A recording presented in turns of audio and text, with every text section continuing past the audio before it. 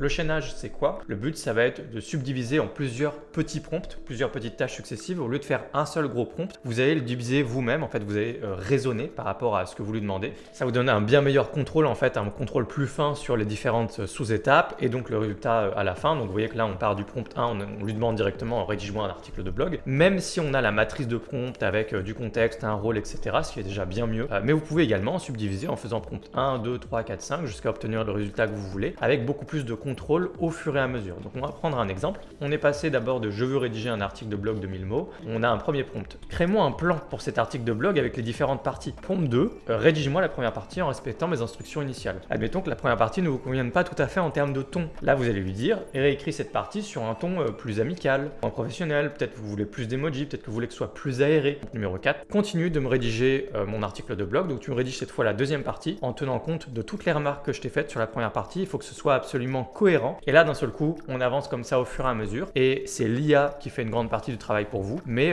vous prenez quand même le temps de la réflexion et de structurer un petit peu les choses et de faire donc ce qu'on appelle du chaînage pour de bien meilleurs résultats. Et pour vous former en profondeur à ChatGPT, j'ai créé la plus longue et complète formation gratuite qui existe sur YouTube. Tapez juste Alexis FH ChatGPT.